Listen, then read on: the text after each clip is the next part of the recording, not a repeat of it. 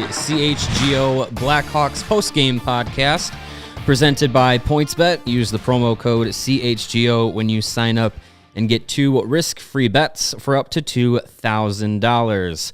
My name is Mario Tirabassi, as always, joined by Greg Boysen as the Chicago Blackhawks lose a tough one, 3-1, the final score against the Minnesota Wild this afternoon in Minnesota.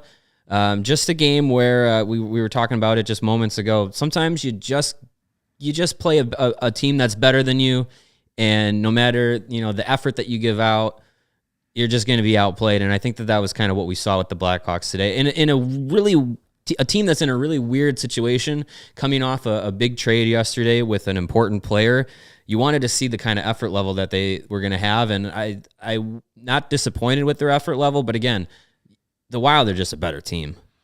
Yeah, for sure. The talent gap there is significant between these two teams, and Wild have a lot to play for. They're fighting for playoff seeding. I think it's, I don't know if they're in danger of missing a playoff, but they haven't been playing great the last few weeks, so they need to get these points and get some confidence against a team that they should beat. This game reminded me a little bit of that first Boston game where they were there, they played well, but in the end, a late goal, a late breakdown. Even Seth Jones said it in his postgame. We caught his postgame presser before jumping on the air. He described that last play as, a defensive miscommunication, which, quote, has happened too many times this season. Communication breakdown. Oh, wow. We're getting that Led Zeppelin. Go from Hulk Hogan to Led Zeppelin, man. This is hell yeah, brother. This is why you tune in, for the impressions. We got to make these fun because it's going to be a slog once we get past Monday. So if you have any impression requests out there, throw it out. Put them in the chat. We'll get them going. Put them in the chat. Hit us up on Twitter, and we'll see what we got going here, and we'll see what we can do. I'm good game with the impressions, but yeah, Seth Jones said it was a communication defensive breakdown at the end of the game there. He might go make the play in the corner on Kaprizov, who got off a great pass, but he was able to get off a great pass because Zuccarello was left uncovered Gustafsson. Deep breath. The dust bus strikes again. Jesus Christ, why is he on the ice with 3 minutes to go in a tie game in the first place? But why is he still on this team? Very good. He was supposed to. Why was he ever brought on this team? He was supposed to be here for like a month at the beginning of the season. He should have never been brought here in the first place. And here we are on March 19th, and he's still getting ice time. Yeah, and he just skates for the corner. He sees that there's only one green jersey below the goal line, but decides, I'm going to go down there too, not figuring that, okay, the rest of the green jerseys should be behind me, so maybe I should stop and take a look. Maybe. And bing, bang, boom, it's in the back of your net, you lose. And shame for Kevin Lankinen. That was his best game of the season, no doubt. By far. And I loved seeing that. He made some huge saves. Heck, even that game-winning goal, he threw his stick at the shot and still almost stopped it. That would have been great. He had an awesome night or afternoon in net. But yeah, it was just that was an effort that should have been, on a different Blackhawks team at a different time in the season. That's probably an effort that comes away with at least a point. Yeah. But yeah, it was great to see Lankinen have that kind of effort, have that kind of performance in a season that he is just he hasn't even been the version of Kevin Lankinen that we saw last season. Where he took over the starting role. He has not been able to have that kind of year this year. His record falls to 3-8-4. Makes 31 of 33 saves for a .939 save percentage, and this is just the first time since November 26th. I know he hasn't had a lot of starts this season, but just the first time since November 26th that he has started a game and allowed less than 3 goals. So, it's a great performance to see for Lankinen, and we'll see if he gets a second opportunity in net tomorrow, because possibly. Marc-Andre Fleury is supposed to be the starter for tomorrow. Slated, yes. But we'll see. We'll see what happens in the next 24 hours or so. We'll probably know a little bit more if there's any actual real trade talks going if he doesn't play tomorrow. Then we'll know something's coming. If he plays, there still could be something coming, but maybe not. The the hot stove is more like room temperature stove on the Fleury front right now. So we'll see what happens. But for Lankinen, big picture, this is a guy, he doesn't have a contract for next year. So you would think he's going to get more playing time down the stretch, irregardless if Fleury is here or not. He should get, he needs, the Hawks need to figure out if he's going to be a guy to be part of this, if he's hopping on the ride, as we like to say here at CHGO Blackhawks. We need to figure out if he's going to be the guy to get another look at. So hopefully this is a start that gets him some confidence. As we've said before, a confident hockey player is usually a player playing well, especially in net. When you have some confidence, you can be more aggressive. You can make some of those bigger saves. You don't hang out in the back of your crease and let the puck come to you. You go out and get it. That's what he was doing today. Some of those times he was going out a little bit too far. And we were both like, whoa, buddy, where are you going? But he had a few adventures. Ice is slippery. Sometimes you got to stop and not get out inside of your crease. But hopefully this sets up a good final stretch of the season for Lankinen, because if there's one guy on this team that there's a bunch of guys, but he's at the top, near the top of the list of the guys that need big finishes to this season. And then, as we talked earlier episodes, maybe he's a guy you bring back on a cheap 1 or 2 year deal and see what you got with him as, you look to just not win the next couple of seasons. Yeah, I think if he can come back next year, he's not going to break the bank. It can be a bridge deal to whenever the Blackhawks are going to be competitive again, hopefully in the next 3, 4, 5 years, and he can bridge the gap between this transition time, this rebuilding time, and then get to the goalie that is going to be the guy in net when the Blackhawks are competitive again, whether that's Drew Comezzo or someone else. I think if Lankinen can string together a couple more performances like he had tonight, that'll do wonders for his confidence and do wonders for showing that he should, stick around. And I think bringing him back on a 1 or 2 year deal is a low risk move. You're not looking to make the playoffs next season, so he's a guy that's got NHL experience. He's a guy you've trusted to be the starter in the past. Let's see what you got. This is the time. Year one of the rebuild is where you start making those ground floor decisions, and you need somebody for the next couple of years. Yeah, and Arvid Soderblom's the only one that has a contract in the next season, and I don't think he's going to be, an NHL regular next year. No, he might be, but I don't think he should be. To me, the best bet for next season, if I were Kyle Davidson, it would be bringing back Kevin Lankinen to give him a shot, and then bringing in one of these cheap veterans and do a 1A, 1B. Let Soderblom get another full season in Rockford. It's going to serve him much better to be the guy in Rockford, much like he's been for a lot of this season. Colin Delia's got a few starts. They've been kind of splitting starts, but they got a weird schedule in the AHL where it's a lot of back-to-back nights. But he's been essentially the 1A guy in Rockford, so let him be the one guy, the starter in Rockford for another season. That will definitely serve his long-term development better than being, a backup and being put in a situation like Kevin Lankinen was this year. As we see, there's been no progression. There's been degression there because of the situation of having to play behind a Marc-Andre Fleury. And it seems like this is going to be, we've talked about this before, this is going to be a front office that has a different approach to development. So, keeping Soderblom in the AHL and letting him, get some more consistent starts there will be good for him. Speaking of what the Blackhawks might do with goaltending next season, obviously, there's still the rest of the day today. There's all day tomorrow, and then there's till 2 p.m. Central Time on Monday for the trade deadline, or leading up to the trade deadline. The Blackhawks may or may not do something with Marc-Andre Fleury, in which they could get a goaltender back that might be, might hang around for a season or two beyond this year. Here's an interesting little note here. This came across Twitter just now from TSN's Darren Dreger. He reports, this is a deal that didn't happen. Chicago and Toronto discussed Hagel and Fleury for Peter Mrazek, Matthew Nyes, and multiple first-round picks. Never reached a stage where Fleury was officially asked to waive. That's interesting. Toronto declined based on futures involved. Toronto sees promise in Joseph Woll and Eric Shalgren, most definitely Jack Campbell. It was a massive ask on the futures, and potentially a portion of those futures can be used for shoring up Toronto's defense. Turns out Chicago got a huge return for Hagel from Tampa Bay. So that's very interesting to me because Toronto has been a team that the Blackhawks and Marc-Andre Fleury have been connected to over the last couple of weeks, and especially most recently as some other teams have kind of made it known that they're not going to look at the goaltending market at the trade deadline.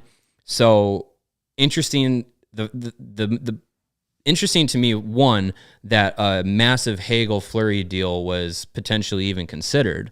The return would have been a goaltender like Peter Mrazek, who would fit the bill of not a contending team's starting goaltender, a guy who's going to stick around for a few years, and he's not going to break the bank.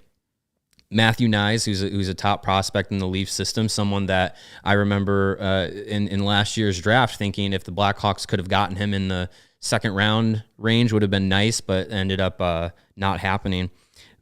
And multiple first round picks. Now we talked recently that Toronto has said that they don't want to give up their first round picks, so that might have been a deal breaking little clause to the deal. But it's interesting, the phrasing here from Drager is saying that it never reached a point where Fleury was asked to officially waive. Is he talking about the handshake agreement, or is he talking about his 10-team no-trade clause, which is the only official right. No movement that he has? That's very interesting to me because that could signal that Toronto could be on his official 10-team list, and there's really no reason to even think that he could move to Toronto. Yeah, I don't know. It's interesting wording. It's definitely...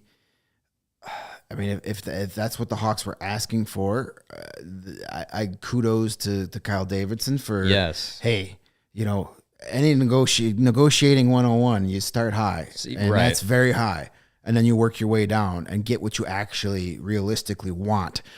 So kudos to him. If that report is true, good job at saying this is what I want, and it's going to cost you a ton of money, because he knows he's got the only legit number one goalie available on the market. Yes. And now there isn't a lot of people looking for him, unfortunately. It didn't shake out the way a lot of us had hoped. I mean, I think back in, December, we were probably all hoping there'd be 5 or 6 teams wanting in on Marc-Andre Fleury. That hasn't happened. So, Toronto, Vegas seem to be our 2 teams that really have the need. But Vegas, I can't see that happening. I cannot see Marc-Andre Fleury agreeing to go back to Las Vegas after the way that ended.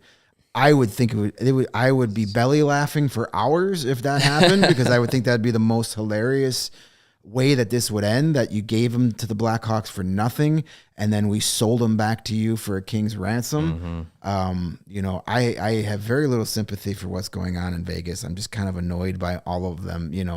They had to get the Jack Eichel trade, and that hasn't been going so well for them. And they are in desperation mode. Yeah, that window's closing real soon, because there are a lot of aging guys with bad contracts, and if they don't win one here this year or next year, that's going to be bad out there. But, hey, they're fun. They got a pregame show, and they made the cup final. Yeah, I can't feel too bad for Vegas. No, they don't. They had zero pain. Yes, pain. I was just going to say they haven't experienced any of the real pain that other fan bases have had to, kind of go through some struggles. Spoiled brats. That's what they are out there. Spoiled. So yeah, now they're going through some struggles. Welcome to the rest of the NHL. Yeah, welcome Vegas to fans. now you're welcomed into the league. You got to stress over some things. Welcome first. to salary cap hell. It's not fun. It's gonna be a heck of a ride to get out of that. So yeah, that's not a ride you want to hop on. No, that's not the ride you want to hop on. You want to hop on the CHGO Blackhawks ride, and the Kyle Davidson ride. It's off to a good start. At least I think so.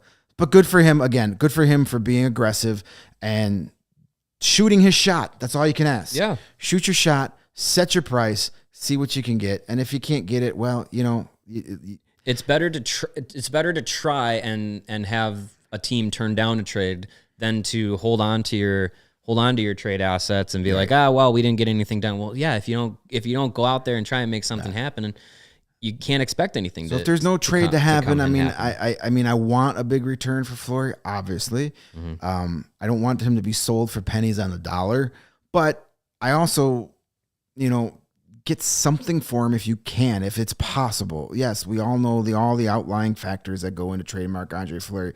But if there is a trade there, get something for him as opposed to just letting him sign a free agency in the summertime. And I know a lot of people say, well, why don't you just bring him back? Well, you're not bringing back a guy at $7 million. And he's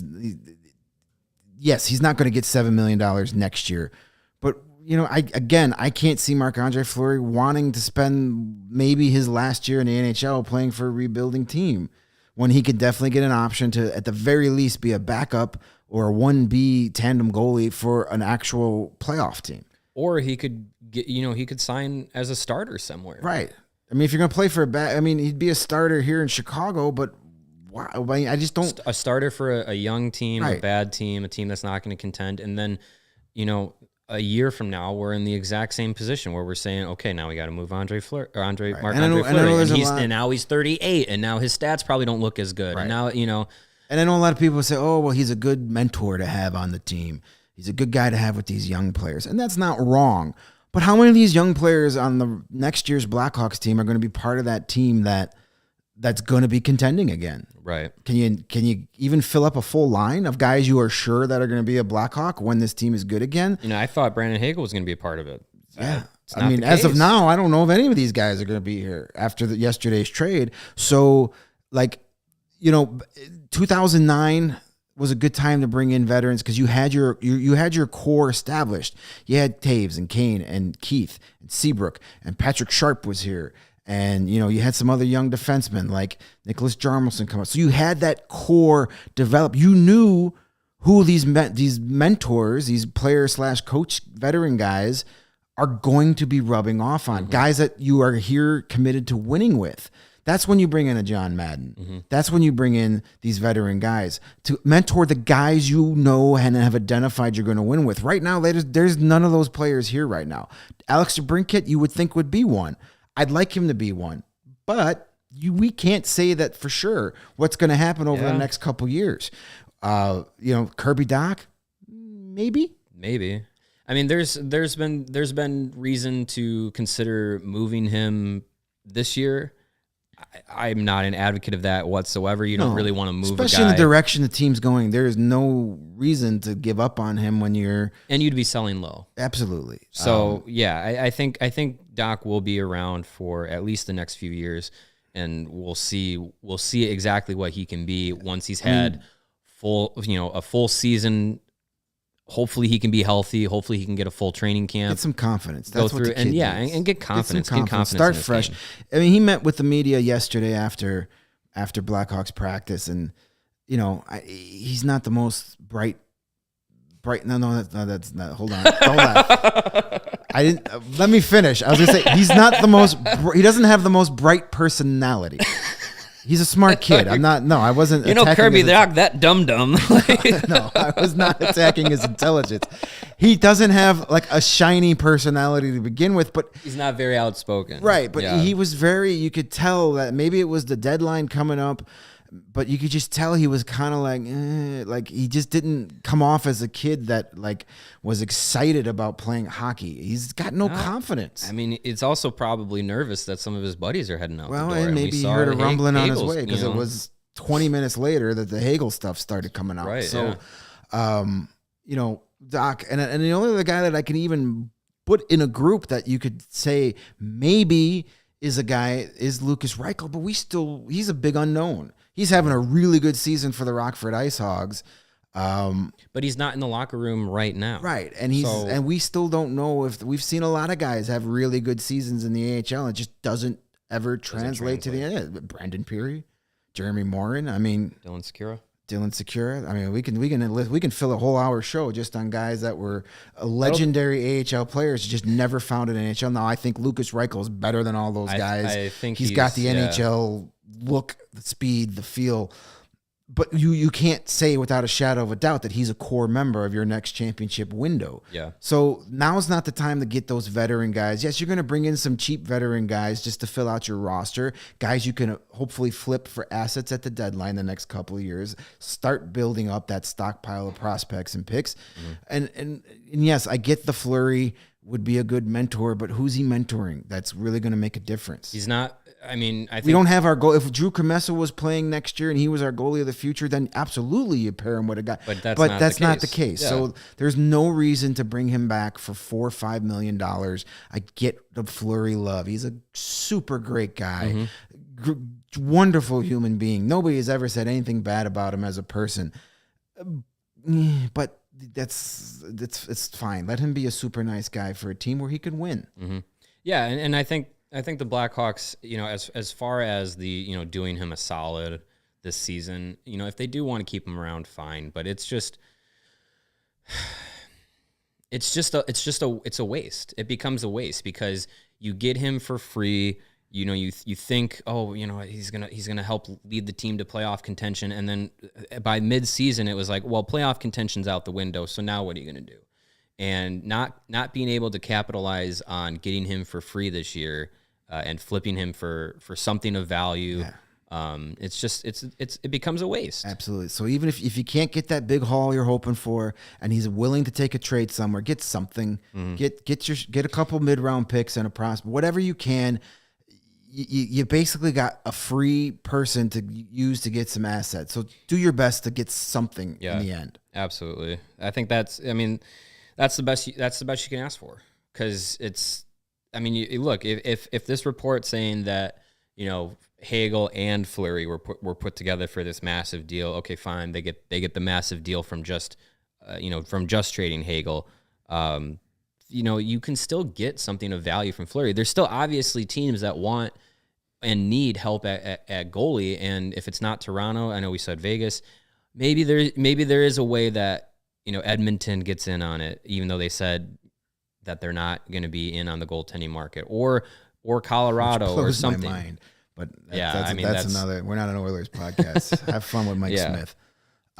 Maybe Colorado sneaks in there, and all of a sudden wakes up. Joe Sakic Sunday morning wakes up and goes, I think I do want a goalie. Let's see what happens. I mean, because they have Francois, who just signed a 2-year deal as a backup. They have Darcy Kemper, who's playing fine. It's a lot easier to play goalie when you're getting 4 goals of support each night.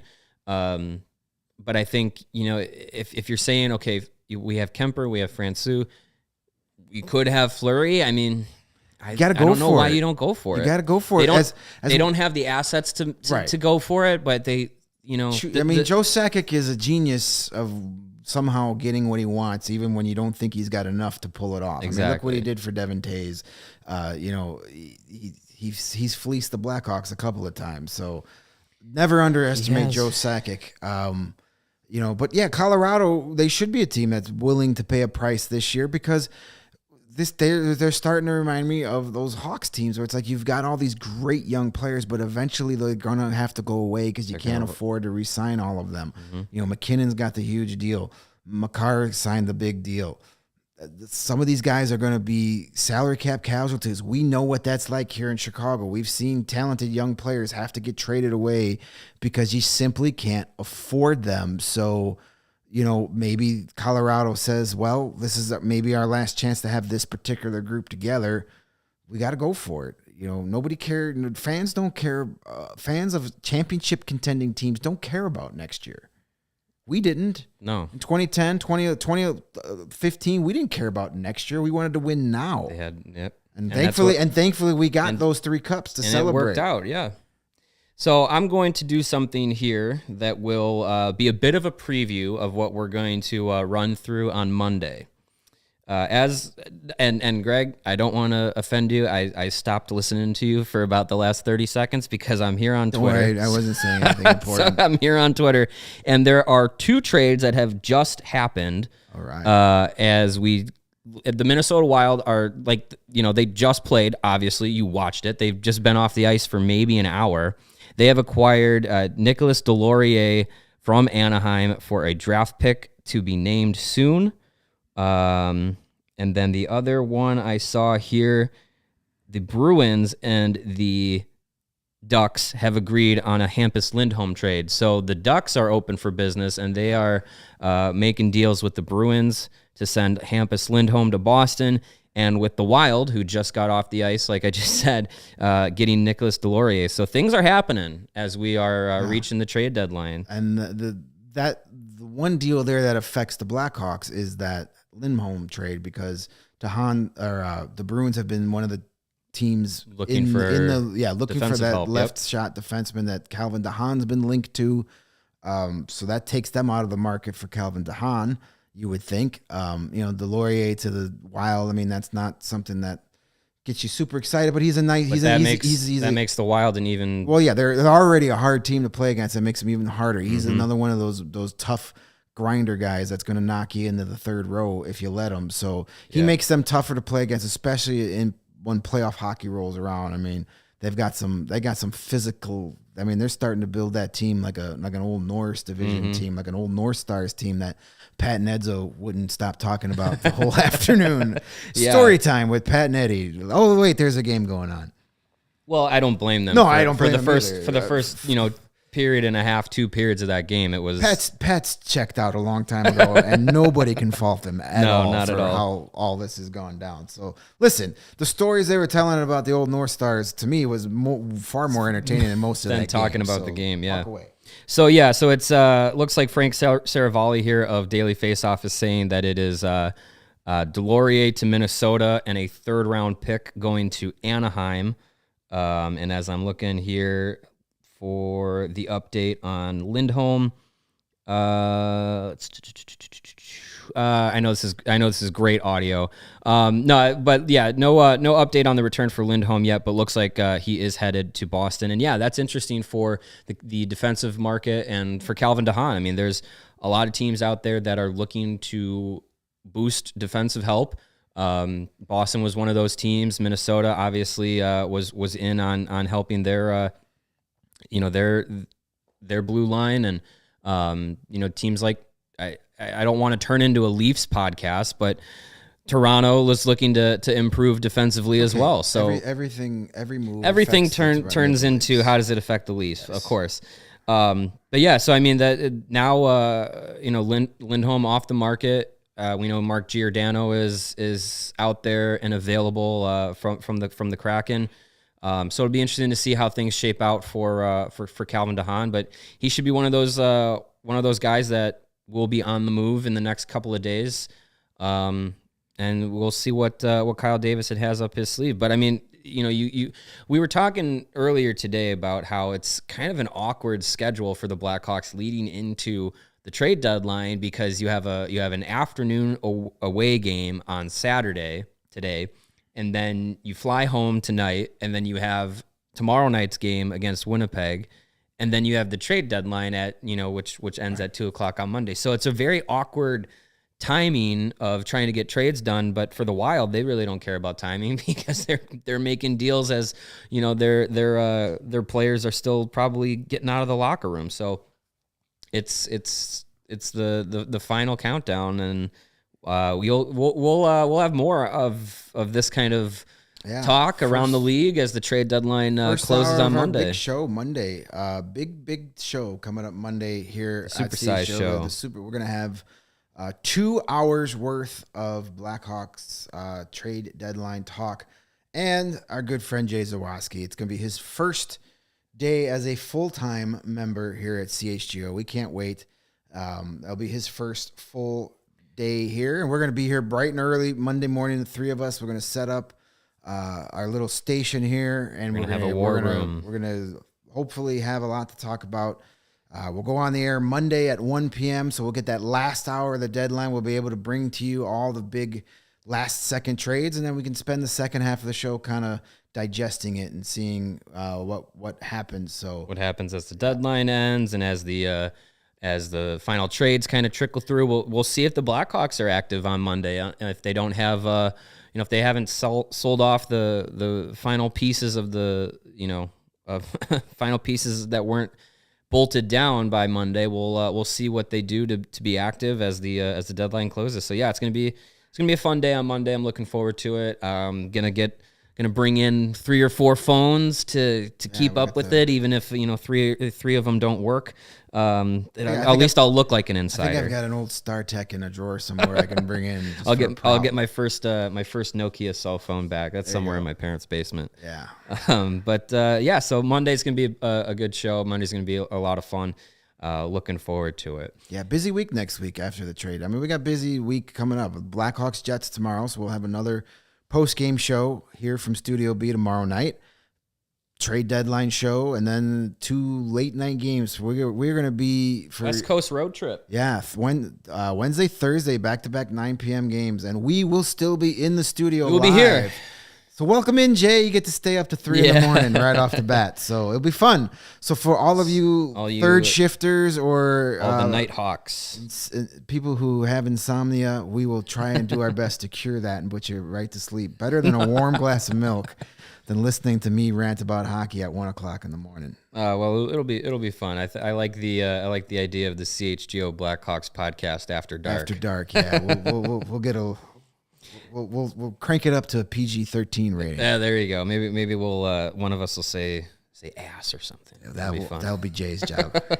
If you're enjoying the CHGO Blackhawks podcast and all the great content that we've been bringing you across the board at CHGO Sports, the best way to support us is to download the PointsBet app and use the promo code CHGO when you sign up. If you do that right now, you'll get 2 risk-free bets for up to $2,000. But that's not it. If you make a $50 or more first-time deposit, you'll receive a free CHGO membership, which unlocks all of our web content, and you'll even get a free shirt of your choice from the CHGO locker. That's $2,000 in free bets, a free CHGO membership, and a free t-shirt from the CHGO locker, all for making a $50 first-time deposit at PointsBet. If you have any questions, you can email pointsbet@allchgo.com, and we'll be happy to help out. And PointsBet is introducing a new feature that they're very excited for, especially in March. It's live college basketball same-game parlays. For the first time ever, you can build the perfect live same-game parlay only with PointsBet. And now online sign-up is available in Illinois, so you can download the PointsBet app, register your account from start to finish, all from your phone. Plus, during PointsBet's Match Madness, all users can earn up to $100 in free bets. During each round, just place a $50 pregame wager and get a free $20 live bet to be used for that round. So what are you waiting for? Once the game starts, don't just bet. Live your bet life with PointsBet. Gambling problem? Call 1-800-522-4700. Speaking of PointsBet, we were active today with the Blackhawks and Wild game. It didn't work out for me. I bet the over at 6.5 this morning. Clearly, it did not hit, and we both had some information that we thought was going to be useful, but that turned out not to be. I was given a hot tip about that over from a fellow member that we will not discuss here, but when I see him at the next practice, I'm going to give him some crap for that tip, but it is what that's why they call it gambling, I guess. So not so much on that over, but you know what? Kevin Lankinen played his best game of the year, so I'm not going to be heartbroken about losing that dollar.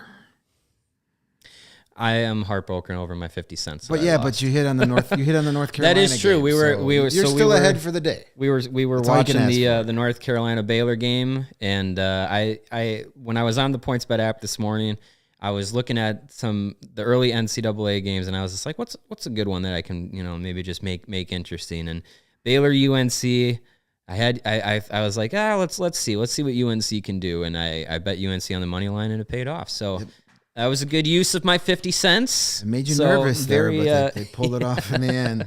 Yeah, they definitely made in case you were wondering why there wasn't a whole lot of updates in the first period from Mario and I. We had that game on at the same time. And it was a little more exciting than the first period. The eyes might have been on that screen a little bit more. I mean, especially when you got 2 full quarters riding on the game. I mean, you got to pay attention. I understand. 2 George Washingtons. I mean, you got to...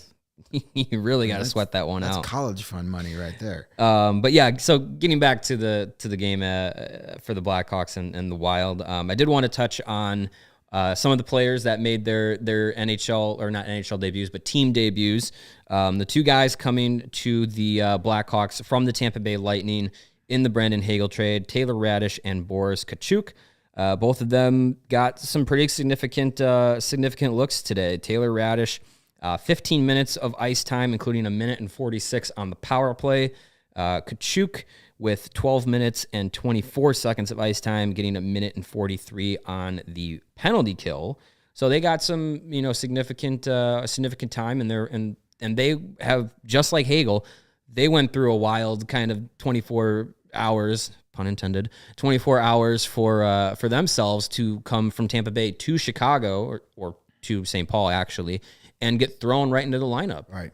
Well, I mean, I guess that's the right way to do it, though. Get them out there, and Derek King started them, and Alex Vlasic, all three of the new guys. So I like that. Get them out there. The more time these guys have to sit on the bench and think, the worse it is. So just get them out there, and then let them get that first shift, and then they realize, hey, this is just another hockey game. I've been doing this my whole life. Let's play some hockey.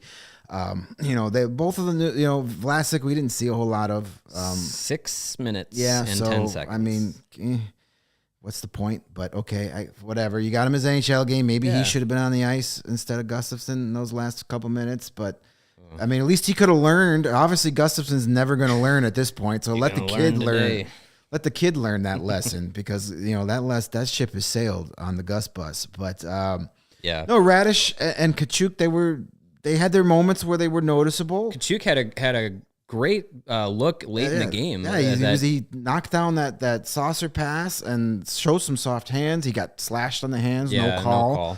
But he had a real good chance there, and Radish was noticeable. I mean, both of those guys, their size is noticeable. The Blackhawks don't have a lot of, and when you had Radish out there with DeBrincat and Kane, he looked like he was 7 feet tall. I mean, his size was noticeable. He was throwing his weight around. He had 5 hits on the day.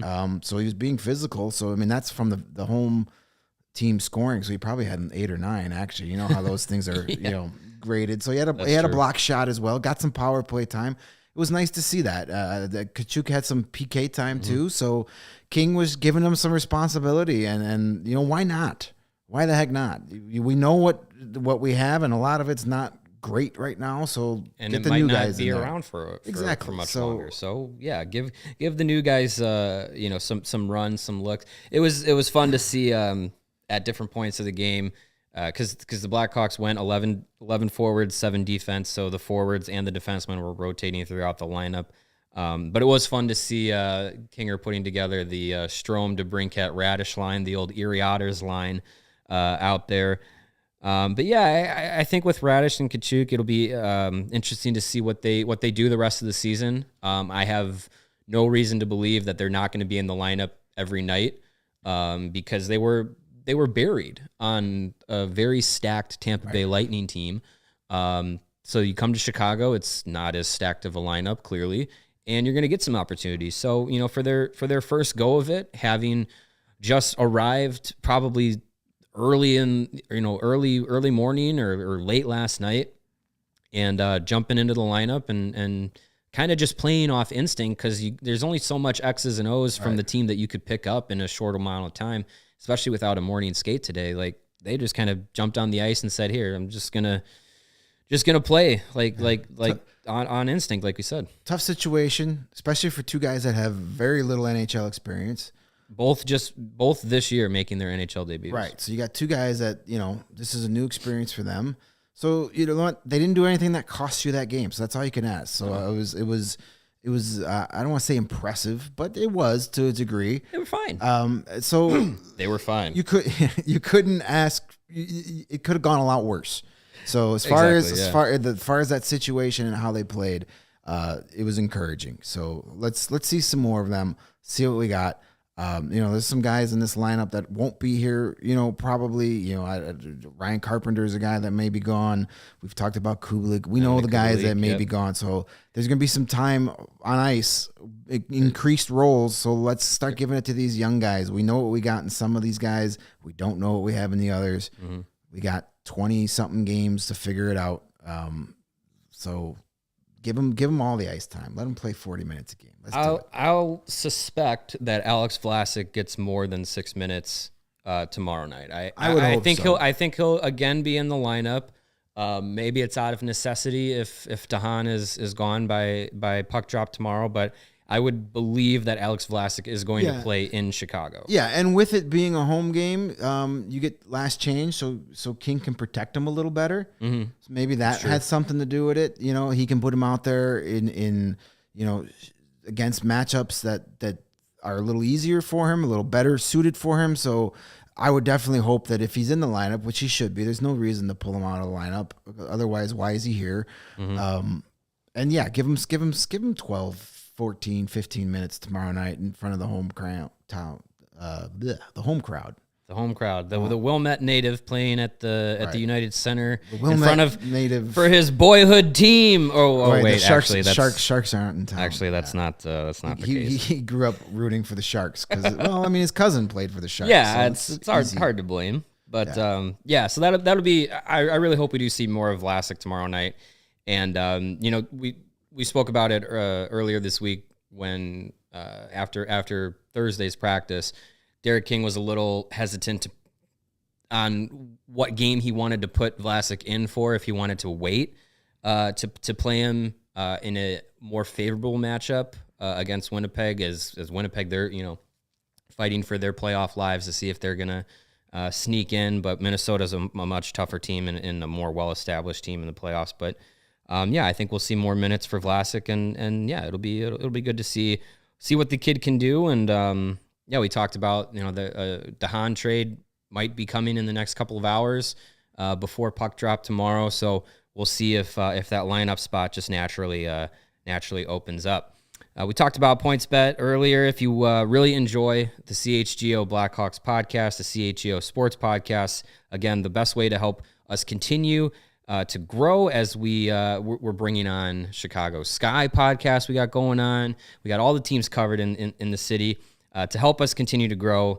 Download that PointsBet app and use the promo code CHGO. Not only are you going to get 2 risk-free bets for up to $2,000, but if you make a $50 or more first-time deposit, you'll receive a free CHGO membership, which unlocks all of our web content, and you'll even get a free shirt of your choice from the CHGO locker, which is full of dope merch from the CHGO Sports podcast. The various podcasts are ourselves, Cubs, Sox, Bears, Bulls. Like I said, we got them all covered. Some good stuff up there. Yep. If you have any questions, you can email pointsbet@allchgo.com, and we'll be happy to help you out. And in case you missed it, online sign-up is available in Illinois. You can actually download the PointsBet app right now and register your account from start to finish, all from your phone. So what are you waiting for? Once the game starts, don't just bet. Live your bet life with PointsBet. Gambling problem, call 1-800-522-4700. Now, something that I wanted to get into here as we're getting into the final stages of today's podcast, Jonathan Toews had some things to say to the Athletics' Mark Lazarus. Interview coming out last night between Laz and Toews, and he had some interesting things to say about the Brandon Hagel trade and his future with the team, and just kind of the way that a trade like that might affect the thought process of a guy like Jonathan Toews or Patrick Kane or Alex DeBrincat. I mean, these are names that have been of interest to when talking about the trade market. So I pulled a couple quotes here from Toews talking about the trade and his future and everything. I think the biggest one that stood out was him saying that if Hagel is the guy to get traded, if he's not a guy that's not, or if he's a guy that is not part of the rebuild, then I don't know. I don't know if anyone feels safe at this point. When he was talking about the discussions he's had with Kyle Davidson, and kind of, because that was a big point of Davidson when he was introduced, was, hey, Patrick Kane and Jonathan Toews, they're going to be looped into what we're doing. They're not going to be shocked by some moves. Well, Toews said that he really hasn't had any discussions to have specifics with Kyle Davidson about what the plan is, but he says, like you said, that makes it pretty clear that we're in this one for the long haul when talking about the Hagel trade. He said reality definitely sank in with that one. And then talking about his future and how he looks at it, he said, all of a sudden you realize no one on the team is safe, and we could all be going in different directions in the near future. It's pretty discouraging. I'll leave it at that for now. That's what a rebuild is, Jonathan. Hello, like you're a veteran. You've done this before. I think we're at to the point where like maybe Jonathan Toews should just stop talking.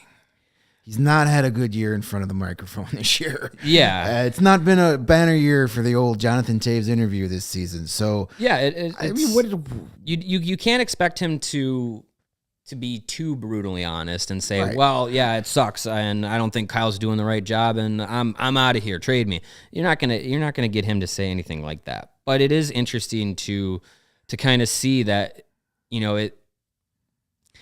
is it his fault that he's feeling shocked that Hagel got traded, or is it on Davidson to actually say, like, hey, Jonathan, Patrick, come on in my office. Here's what we're gonna do. Here's a move we're making. They're not. If they're assistant GMs, sure, they're players. They don't need to be in the loop. He doesn't need to get Jonathan Toews permission to trade Brandon Hagel. No. I'm not saying he needs his permission. I'm just saying, like, hey, you guys are the vets in the room. No. You guys are gonna learn about this. We'll tell Brandon that he's on the way out. No, you don't tell Jonathan Toews Brandon Hagel was traded before you tell Brandon Hagel. Come on now. No. I mean, if that's what he thinks, that's what he wants. Get a grip, dude. Sorry. Like, I love Jonathan Toews, one of my all-time favorite players, but come on, man. Grow up. You've been in this league for how long? You know these things happen. And none of us are safe. Mr. No Movement contract, you're pretty safe until you say you want to get out of here. So just stop. Like, this is what a rebuild is. I know you're super competitive. You're captain serious. You don't want to lose him, but I get all that. I know this stuff is hard. When you got guys you've been battling with, they're your teammates, you see them every day. They're closer to you than your own family. I understand that, but to just be like, this is discouraging. What did you think was going to happen? It's a rebuild. Sure, hey, the debate will go on and on and on if Hagel should have been part of the rebuild or not. But none of that matters now. He's not. He's gone. So to be super pouty face about this, I don't get it. Like, come on, man. Yeah, I think something that we've seen from Toews, especially this year, is that he definitely is still in the mindset of the super competitive, 2012, 13, 14, 15 Jonathan Toews. And obviously, himself included, everyone wants him to be that guy. But I think he's kind of living in his own delusion that he still can be that guy, because I'm not Jonathan Toews. I'm not in his head. I'm not in his body. He clearly is not the player that he used to be, and I think it's very clear he won't get to that level. He missed all of last season with his illness, and he's still dealing with the effects of that. He said in the same interview with Mark Lazarus, he said, yeah, I'm not 100%. I haven't been 100%, since he came back. He's still fighting coming from behind to still catch up with his health and with his body. And I don't think he's going to be able to reach that level again where he was a 60-point, 70-point guy who's going to be playing 20 minutes a night. I don't think he's going to be able to do that, but he still believes he can. And I think, and more power to him. That's what a professional athlete has to have, that mindset. But I think it's that kind of delusion that then filters into the thought of how the team should be built. And, Jonathan Toews, I don't know what a rebuild means. I mean, you've been around like you said, he's been around the league long enough to know how these things work, even if he hasn't directly been a part of a rebuild before. Right. He's seen what other teams have done. You have friends around the league that have been traded and moved and all that. So, I think when Kyle Davidson comes out and says, we are sticking to a plan, we are going to rebuild, it's going to be 3, 4, 5 years, whatever it is, maybe you don't have to be handheld and say, hey, this is what we're doing. But you have to understand a rebuild means tough decisions and a long-term outlook. So yeah, I think Toews, maybe it's his own fault that he feels a little shocked by the move. But I mean, but a lot of fans were shocked by it. I think a lot of people thought Brandon Hagel, myself included, I thought Brandon Hagel was going to be on this team on March 22nd. It's not the case. Right. And I get it. I mean, I understand that. I understand all of that. I understand Toews, who he is. But again, like, a little dose of reality every once in a while won't hurt. Yeah. Well, we do want to get to our CHGO fourth stars of the game tonight. Can't forget that before we get too ahead of ourselves. Kevin Lankinen was one of the 3 stars tonight, along with Ryan Hartman and Cam Talbot. A well-deserved star of the night for Kevin Lankinen. Absolutely. But so we got pretty much all 18 skaters to decide from. I'll go first with mine. Breaking his goal-scoring slump and getting the only goal of the game tonight for the Blackhawks, Seth Jones led the team in ice time and gets his 4th goal of the season, his first since December 2nd of 2021. That's a long time without a goal. 35 games. Seth Jones is the 4th star tonight for myself. Greg, who do you got? I'm sticking on the blue line. I'm going to go with Jake McCabe. I think his stat line is what the CHGO 4-star is all about. He was on a goal. He was on the ice for a goal against, but he had 4 shots on goal, 6 hits, 3 block shots in 23:46 of ice time. So, I mean, that's a busy defenseman. Not a guy you expect a lot of shots from. But when you broke it down, the Blackhawks had 22 shots on goal this afternoon, only 14 from the forwards, 8 shots on goal from the defense. Now, while I love the defense being active in the offense, that's what today's NHL is geared on. That's what you need to have. But you got to have more than 14 shots on goal in 60 minutes of hockey from your forwards. That's why you have 1 goal, and it came from a defenseman. So, right, yeah.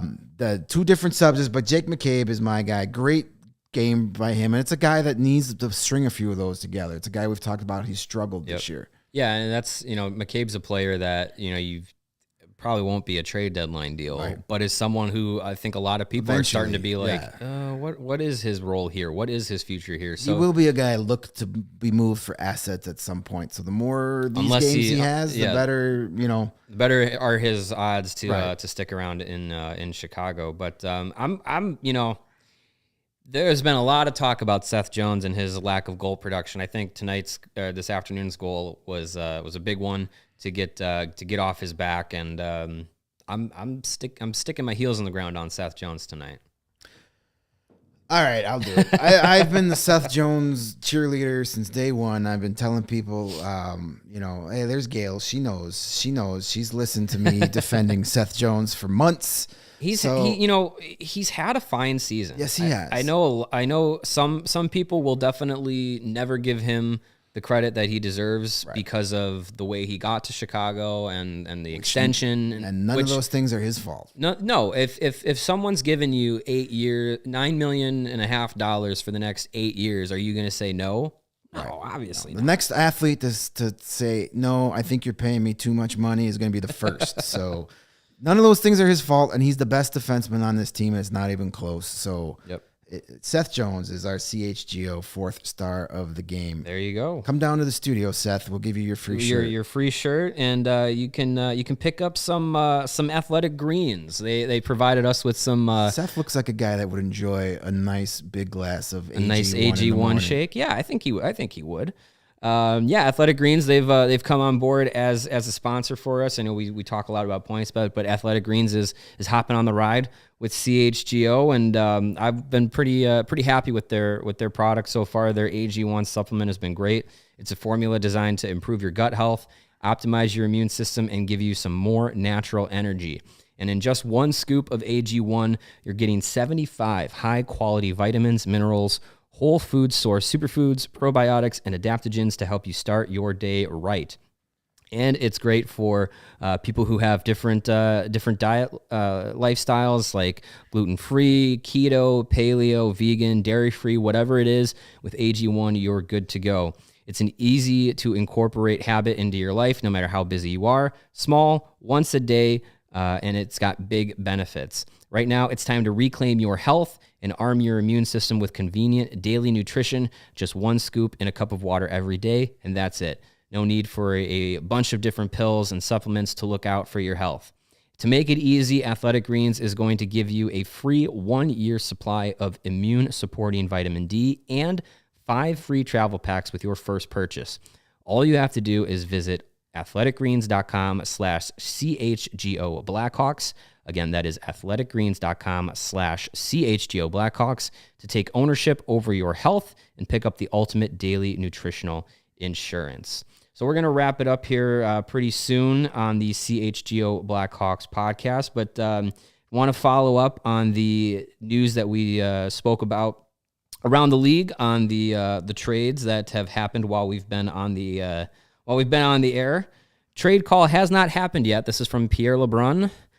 So nothing official, but sounds like a big haul for the Ducks in exchange for Hampus Lindholm. If the deal goes through with Boston, it'll be a first-round pick this year, a second-round pick in 2023, a second-round pick in 2024, plus a young roster player going to Anaheim from the Bruins for Hampus Lindholm. So David Pasternak, oh my God.